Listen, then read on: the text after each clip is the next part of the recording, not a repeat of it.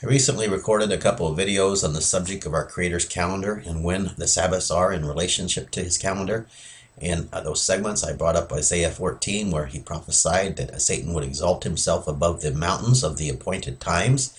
I have also discussed in Daniel 7, where Daniel prophesied that Satan would empower the beast to change the laws and times. I discussed how Satan could not change the appointed times because they are written in the word of Elohim, which endures forever. Therefore, it would be impossible for him to sit on the mountain of the Most High's appointed times, unless, of course, he could change the calendar system that the Creator put in place for us to keep track of his appointed times, his Sabbaths, and his feast. Satan is a liar, and he perverts the truth. If we follow his system, we give our allegiance to him, and this is what has happened. As prophesied, he has successfully changed the calendar that was given to us to keep track of our Creator's appointments. Today I want to discuss the changing of time a little further and discuss what the opponents to this truth say. First, let's examine the school of thought that is most prevalent in the world today, and that is that the 7-day cycle has been continuous and non-interrupted. The seventh day of creation was the Sabbath, as we know. If we count from there, we can see a problem in the second month with the way that man calculates time today. After the first 30 days, the seventh day would be on the 5th day of the month. And 30 days later, basing on a 30-day month, as all months originally were, it would be on the 3rd day. And then the next month, the 7th day would be on the 1st day, and so on. Following that process through, the Sabbath will eventually land on every day of the month on this type of computing system, as we have today. With this system, the 7th day of the week could be on the 6th day of the month. Is this how our Creator designed it? Sounds kind of confusing. They did not have days named as we do today. They had days numbered through the month 1 through 29 or 30, and the days of the week were 1 through 7. Their life revolved around the 7-day count, as ours should as well. So having the 7th day potentially land on all 30 days of the month certainly would have been a mess to keep track of. In Genesis 1, we read, He put the sun and the moon in place as lights so that we can keep track of His appointed times. In Psalms 104, we read that He said He placed the moon here for us to be able to determine His appointed times.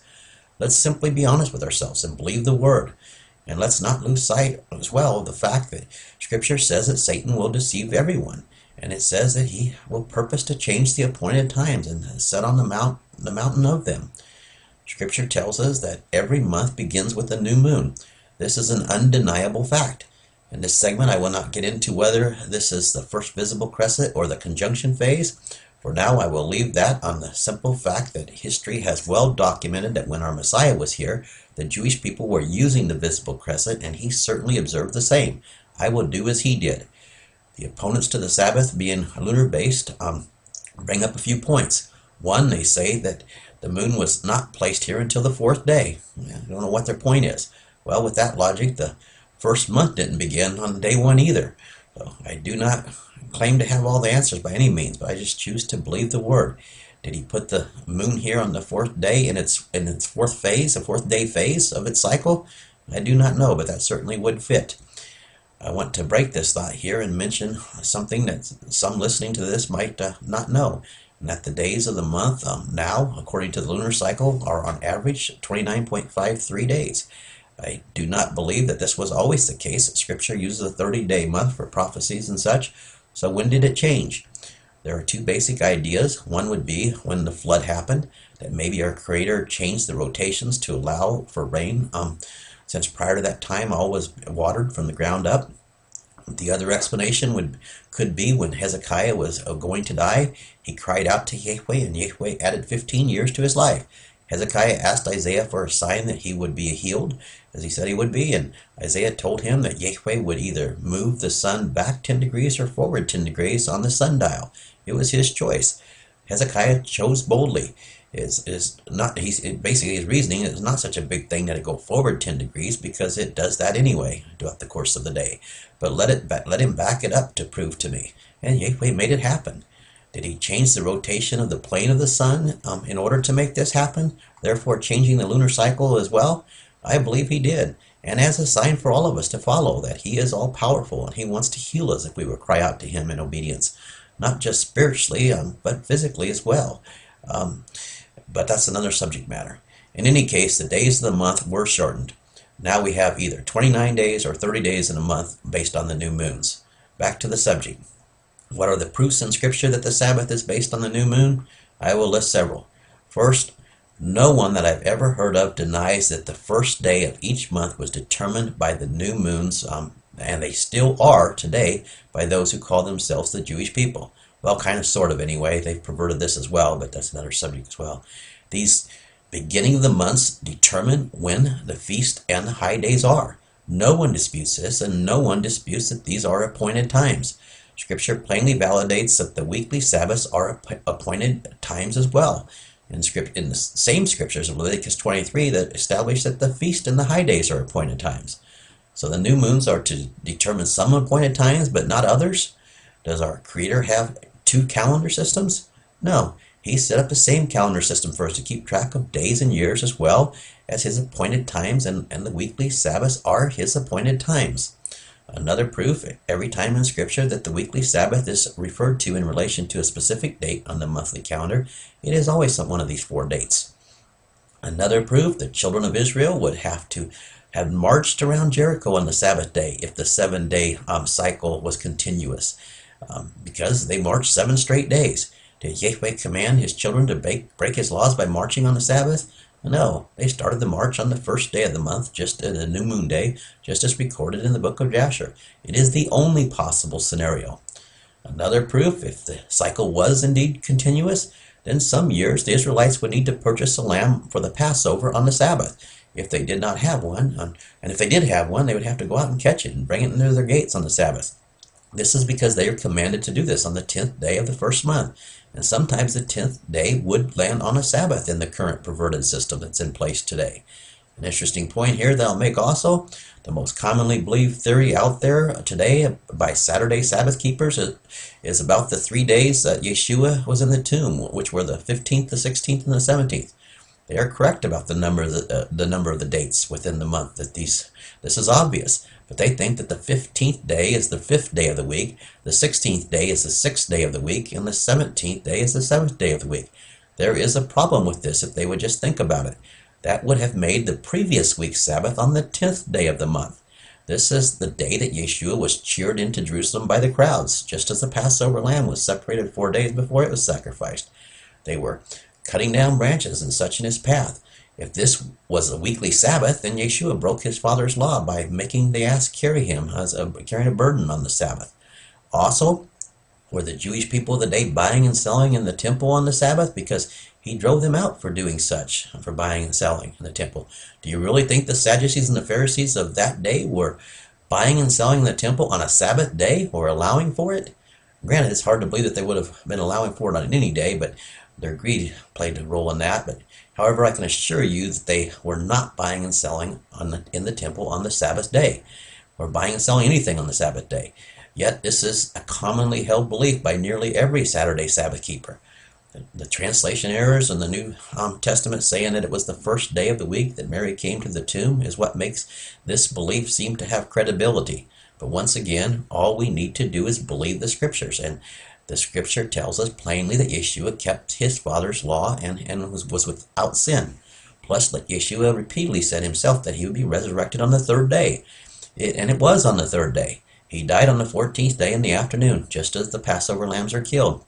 His burial was complete before the morning of the 15th of the month, which is the 7th day of the week, every month in my Father's calendar. The day begins at dawn, just as Scripture teaches, not at sundown the night before, as those following today's perverted Jewish calendar teach and observe. He was in the tomb for 3 24-hour periods, just as he said. The first day of the week is the 16th of the month, as it always is on the true calendar, and the second day of the week is the 17th of the month, as it always is. As day number 3 of his burial came to an end, as it began to dawn the 3rd day, he was resurrected, just as he said. It is totally a matter of knowing how time is kept and believing true Scripture. I won't get into the mistranslations for now because of time on those verses, but maybe I'll do a segment on those. The translators had to twist to prove their false beliefs, so we must be diligent and sort through the lies. With the truth, everything fits perfectly into place. Scripture says plainly that the Sabbath, referring to the 15th, was a Sabbath, a weekly Sabbath, and a high Sabbath. It was a weekly Sabbath and the first day of unleavened bread, just as it is every year on the 15th day of the first month. The 10th day of the first month is when the Passover lambs are set apart, just as Yeshua was set apart as he was heralded into Jerusalem as a king.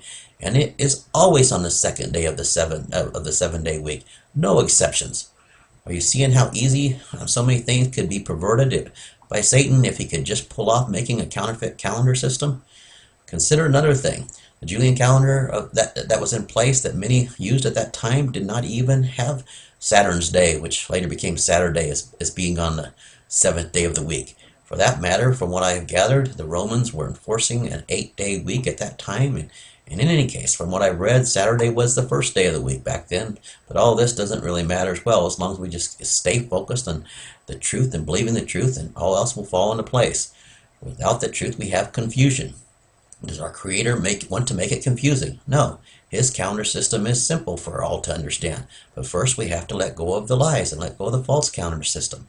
The second primary topic that the opponents to my father's calendar system bring up is they will say, what about the manna?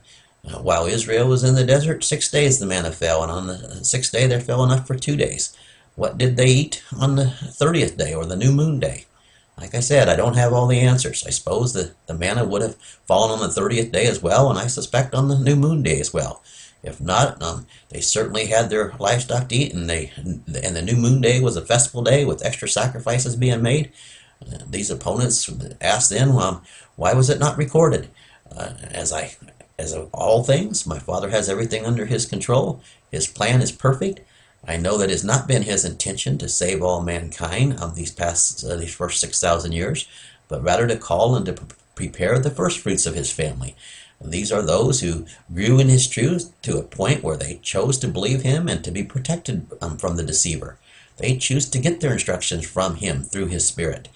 If he did not want Moses to record what happened with the manna on these days, that is his choice. He is all-knowing. I also know that he wants those who will fight their way through the muck and the mire and listen to him and believe his words and seek his wisdom and understanding. The walk that these first fruits have been tried through has not been a cakewalk for them. It was not handed to them on a silver platter. They had to search out the truth and from its only source, and they had to live it. The opponents then might try to say, well, then the first week of each month was more than 6 days of work. No, it wasn't. The new moon day is not a Sabbath, but neither is it a work day. It is a day of celebration and a worship day. There is no buying or selling allowed on this day. Nothing has changed for 6 millennia. The man scoffs at the truth, but that day is fast approaching an end. Like I said before, all things are simply a matter of believing him and acting on that belief. Here is a review. Did he not say that he gave us the moon to determine his appointed times? Yes, he did. There are the examples of the Sabbath falling on these dates in the scriptures, and there are not any examples of the Sabbath falling on any different dates. Also, there are historical records that show that the Jewish people were basing the Sabbaths based on the new moons at the time that Yeshua was here, and he was observing the Sabbath with them, and he did not sin, as we know. This one fact alone should be enough for anybody to choose to live the lunar-based Sabbath day. The Jewish historical records even admit this. The secular sources out there prove it as well if you search. And again, did our Creator command Israel to march around Jericho on the Sabbath day? No. And did he command the children of Israel to set apart or purchase the Passover lamb on a day that could sometimes be the Sabbath day? No. And remember, if Saturday is the Sabbath and Yeshua was resurrected that day, as the Saturday Sabbath keepers uphold, then the week before, when he came into Jerusalem, was also a Sabbath. Did he really cause the ass to work on that day? And were the Jewish people really buying and selling in the temple on the Sabbath day? Does our Creator really have two calendar systems? One where the months are counted and another where the days are counted that don't line up with one another? Does he make it that confusing? No. Satan has changed the laws and how the times are calculated indeed. He has influenced man to make and enforce these changes because man has chosen to live without his Creator's protection.